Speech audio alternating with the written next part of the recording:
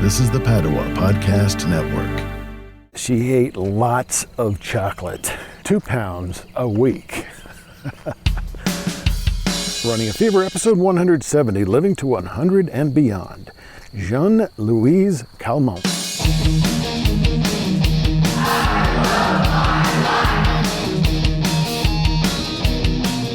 Welcome to Running a Fever. Michael Davis here. Good morning, everybody. It is early morning for me anyway. Good afternoon, good night, whatever it is for you. And I just noticed something. It's kind of a strange time. It's humid. It's a beautiful day, of course, Lake Fayetteville. The moon is out. I've got my headlamp on. It's getting light, but it's at that time in the morning where, I heard the rooster crow a little earlier. But there were tornado alerts last night. I got a tornado alert on my phone at like 2 a.m. Amazing how busy this street is at 5 in the morning on a Sunday. And so I got out here today and the ground is completely wet. I walked through a puddle earlier, but it's not raining at all. And the sky is fairly clear. There are kind of clouds around the horizon. And the weather forecast calls for no rain. So it's a good thing. But it's weird because I can actually see my breath, something normally associated with cold weather when the air is really dry. And right now it's really humid. So anyway, it's really strange, but strange is beautiful in a way. It's something different. It's a different part of nature that I don't ordinarily see. And it's dark, and I started at the Botanical Gardens, so they had little lights decorating a bridge there, the first little bridge I go across. No doubt to help anyone who happens to be walking around in the dark to not fall into the creek. And I think that picture is going to turn out really well. I'm going to use that as a featured photo for some episode probably, but not this one. Why?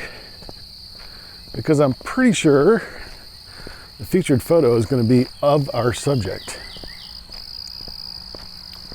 And our subject today is Jeanne Louise Calment. My French is a little rusty. Took French in high school and college. But pretty sure that's the way her name is pronounced. Jeanne Louise Calment. Who is this person? Well, this is the 11th in our series on super-centenarians, living to 100 and beyond. And a super-centenarian, of course, is someone who has lived beyond the age of 110. And she is the number one. She's the oldest documented person to have ever walked the earth. Possibly not the oldest person ever, but in terms of the documentation we have, the modern methods and everything, she's the oldest. So this is our 11th in our series. Jeanne Louise Calment is the queen of longevity. She has been considered the oldest person to have ever lived, as verified by modern standards. And this has been the case since 1996. Over 20 years she's held that record. Of course, she passed away in 1997. So only a year after she was confirmed to be the oldest living person ever.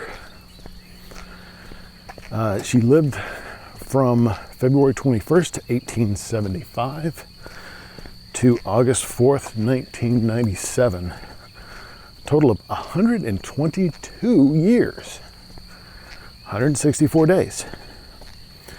Her age has been challenged by a researcher who claims that Jeanne Calment's daughter assumed her identity in 1934. But her case is well documented, as she appeared in 14 census records starting in 1876 when she was 1 year old. So that's one of the things they look at is census records, and the census, I believe, will usually tell how old you were at the time. You know, they come to your house and they say, okay, who lives here and how old are they? What do they do? That sort of thing. That's what a census is. She was born in Arles, which sounds like a home to pirates. She had a brother who lived to the age of 97. So he was a youngster when he died. And she went on to live another 15 years after that. She attracted a lot of attention, and medical studies were done on her health and lifestyle, as she was the first person well documented to live beyond 120. So once that happened, people started to get pretty interested because we've gone into a new level of longevity.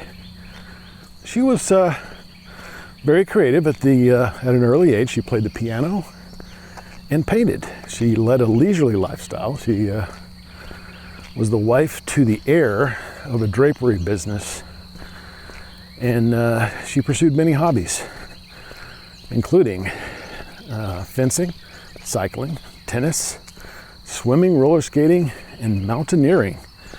And she continued to play the piano, of course. So you might notice that a lot of those are physically active hobbies. She had only one child and one grandchild. Perhaps she knew she would live a long life. In 1965, her only grandson died, and that was her heir. So unlike some of the longer-lived people on our list that had over 100 living descendants when they died, she did not. She did not have,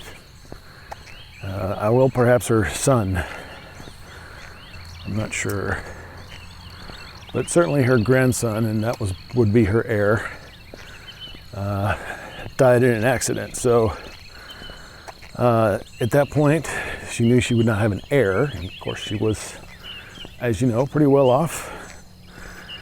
So she sold her apartment, and you might not know this, but I went to law school, and property law was one of my favorite things. I've also been a real estate broker. This kind of thing is just interesting to me. One of the things you can do in property law is you can create what's called a life estate. And a life estate is possession, the right of possession for your entire life. I can say, okay, for example, a use for this might be, families in the farming business, right? And so you've got patriarch, matriarch of the family, grandma and granddad that have moved to a smaller house on the property, and the large house is occupied by the younger son or daughter with a large, family, children, and so forth.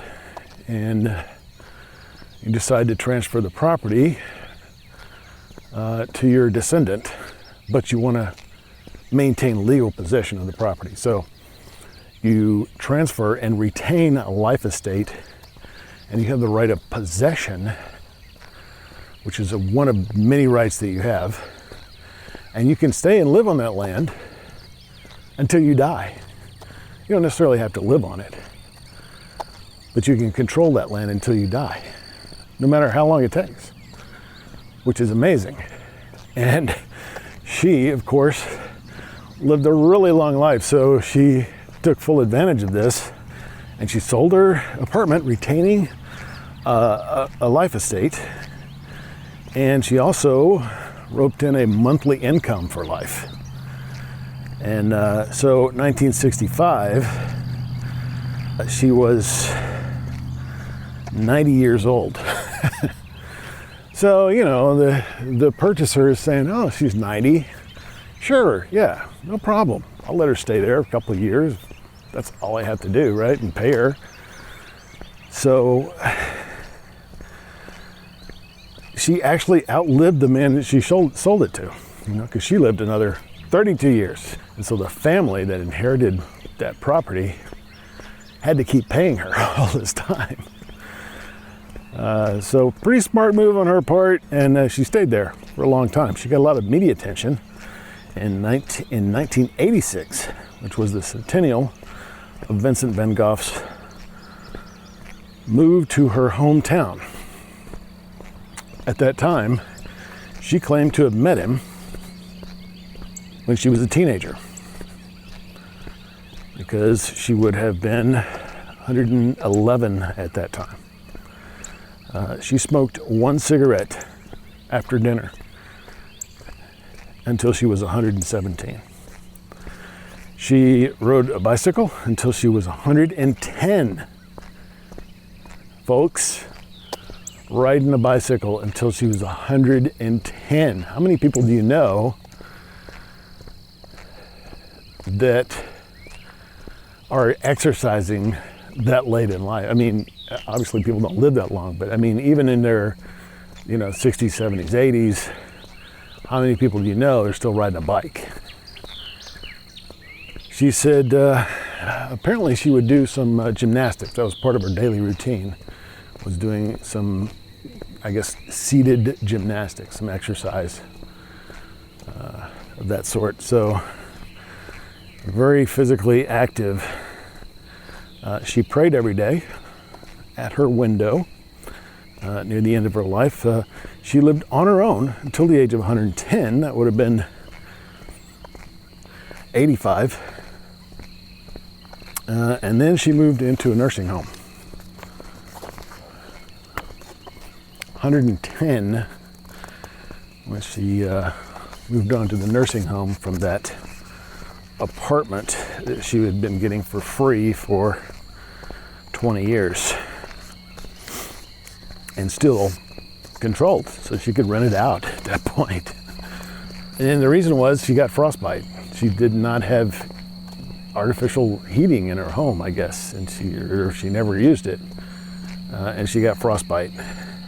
At 114, she was in the film Vincent and Me, which I believe was about Vincent van Gogh, in which she was walking on her own. Later that year, she broke her leg, and she was in a wheelchair thereafter. So for the last 13 years, or man, my math is just really bad. 114. So the last 8 years of her life, she was in a wheelchair. But, I mean, that started at 114. So to be ambulatory at 114 and, still cycling a couple of years earlier than that is pretty good. And it's only because she broke her leg. What was she doing when she broke her leg? I don't know. She had a very youthful appearance and reportedly looked younger than her daughter. And she bathed herself every day. She was taking a bath on her own, even though she was wheelchair bound, right up to the very end at 122. That's amazing. The quality of her life is, we're going to talk about this, but the quality of life is really good for this person who's the longest lived person ever. And that may tell us something. She listened to music at night when her eyesight started failing. Before that, her favorite activity was doing crosswords, which again, this is a mental activity that, keeps your mind sharp. You have to think. You have to practice your memory skills. And she was religious, went to Mass on Sundays and Vespers on Fridays. Vespers is kind of a prayer meeting, probably at her nursing home, I would think. She was not incontinent, at least till the age of 115, which is also amazing. She was mentally sharp till the end of her life. That is fortunate. I mean, this is what we're talking about here. This is my goal, to live a long, healthy, happy life up to the very end, and it sounds like she did just that. Well, I think it feels colder than it is today. Maybe because of the moisture in the air, but temperature was about 71 when we started. It's a very fragrant morning, and I can smell honeysuckle, and there's a big patch of it off to my right. And that's awesome. So you gotta get out. Maybe get out while you're listening to this, because there's no, as far as I know, there's no digital transmission of smell. You know, sight and sound you can get, not smell, not touch. So, sorry, I can't do that. If I could, I probably would this morning because it smells pretty good. It's starting to get light out here. I've turned off the light on my headlamp. And we're moving on. All right, so what kind of diet do you have to get to be 122? Well, Jeanne Calment. For breakfast, she would have coffee with milk and rusks. Rusks are, kind of like the word sounds, hard, dry bread. I don't know. Maybe you dunk that in your coffee or something at 122, I don't know. She had dessert with every single meal.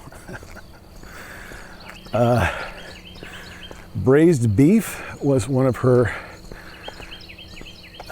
dishes that she enjoyed, and she also had fruit salads. And every day she would make her own fruit salad with bananas and oranges.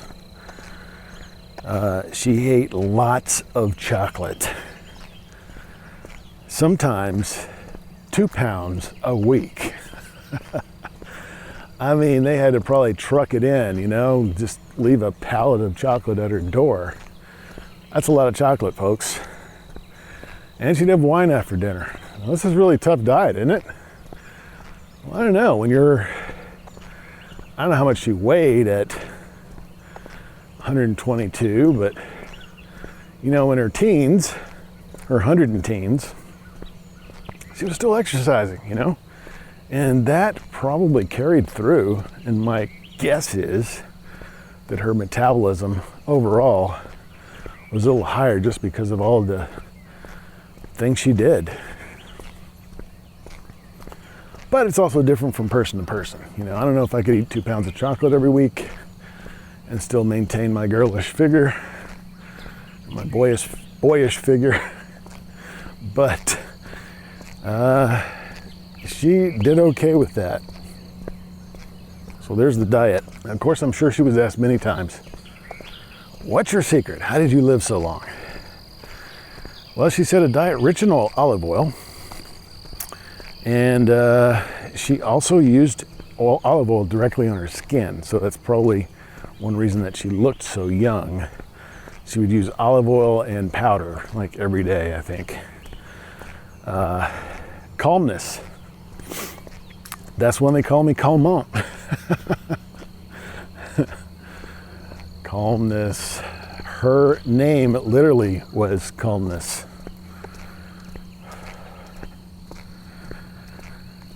All right, well, what do we learn? We always want to take something away from these and see if Jeanne Calment's life was relevant to you and me. Well, you might want to consider the olive oil thing. I mean, I already have extra virgin olive oil with a lot of my foods. I no longer use your standard vegetable oil or bacon fat, except on rare occasions. I think I still have some of that in my fridge, but it's been there a long time. Probably needs to go away. Prayer. You know, she prayed every day, and she had a religious routine. And more than once a week, she went to services and she prayed every day. That was probably a great stress reliever. You know, she said she was calm. And all of these things probably added into that. I don't know if the chocolate made her calm, but the prayer certainly had an effect. Activity. Obviously, she was involved in lots of sports, lots of different sports. And this is something that I'm trying to do. You know, last week I played racquetball twice. This is the routine I'm trying to get into. And it was great. And I'm not, I was a little sore. My ankle was a little sore. Knee, I started wearing my knee braces when I'm playing racquetball. Because sometimes I'll hit my knee with my racket because I'm a little clumsy right now. But that's one of the things I'm trying to do. Skating, and here I'm gonna just go ahead and say this right now, and I'm not gonna cut it out because it's gonna be recorded for the entire planet to hear that I am now making a commitment to put my roller skates on every single day. Even if I don't go out, even if I don't even stand up, I'm gonna put them on today and every day, at least until I start using them on a somewhat regular basis. But racquetball is good. I'm actually considering going to 3 times a week. You know, I mean, right now I'm walking a whole lot, but we'll see how it goes. But for now, twice a week is what I'm aiming for, and that allows me to have a day quote unquote off, although today I'm walking on my day off. But I really want to walk today.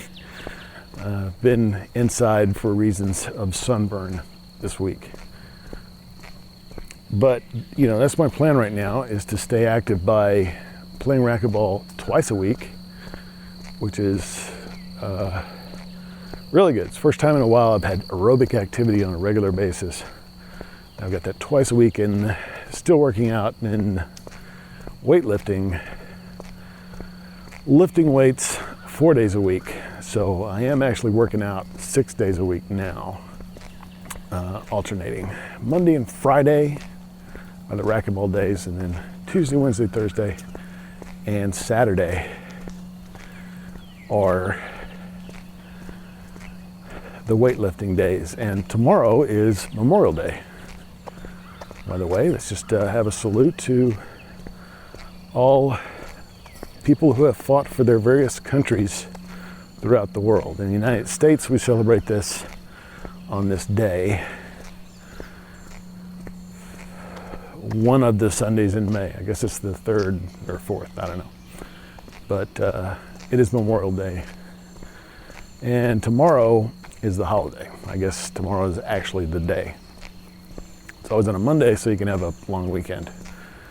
It shows kind of where our priorities are. But it's typically a day of barbecue and such activities starting the summer, the official start of summer. But Memorial Day is tomorrow, and I have the day off. And I'm going at 8 o'clock to play racquetball tomorrow. So the gym is not going to be open until 8, and I don't have to work anyway, so it's fine. I will be up early, but I will be playing racquetball tomorrow, so I won't miss a day just because it's a holiday. That's good. So, long story longer, that's what I'm trying to do. Put a little variety in my exercise routine, and that's been a kind of a goal, something I've been struggling for a while, and continue to try to do that. Coffee. She had coffee every morning. Whoever is saying that coffee is bad for you, I don't know. I'm not seeing any evidence of that, wherever that idea came from. Obviously, if you drink too much of it, it can be bad for you, and even dangerous, really, because of the caffeine content. Maybe something else. It's very acidic. But in moderation, appears to be very good for you. Blue Zone's data seems to indicate it's one of the common things, drinking coffee. Crosswords. She did crosswords, and we need to continue to do things that keep us mentally active. Get your brain engaged in something. So I want to leave you with a quote from Wikipedia on a study of super-duper centenarians, which I'm calling anybody that lives over 120. Bertrand Jeanne Robine and other researchers compared Jeanne Calment with nearly 20 people worldwide who had been verified to have reached at least 115 years of age. So I guess that's a super-duper centenarian, 115 or older. They concluded that the lives of these people differed widely and that they had just a few common traits. Most of them were female, only 2 were male. Most smoked little or none at all, and they had never been obese. They all had exhibited strong characters, but not all were domineering personalities. Although they aged slowly, all became very frail, and their physical fitness declined markedly, especially after age 105. This all sounds ridiculous compared to what we're used to in the normal population, but this is a study of people over the age of 115. In their final years, they required wheelchairs and were nearly blind and deaf, but they did not fear death, and they appeared to be reconciled to the fact their lives would soon end. And I think that does happen when you get to an advanced age. I've seen that in my own experience and people that I've talked to. And perhaps it'll happen to me. I mean, I know my life's going to end. I'm not ignorant to that. But not exactly welcoming it, not ready for it, even if it comes at 115. My goal is to live to 120 or later, just like Jeanne Louise Calment. All right, well, that concludes. You know what? It's not going to conclude the series on super-centenarians, because I'm going to have a bonus episode about undocumented super-centenarians. That should be interesting, but it's going to be a while before you hear that. So, hope you enjoyed that. I'd love to hear your comments, especially if you're over 100. Send them to mail@runningafever.com. So, if you got the fever, keep it. If you don't have the fever, then go out and catch it. And I'll talk to you next time on Running a Fever.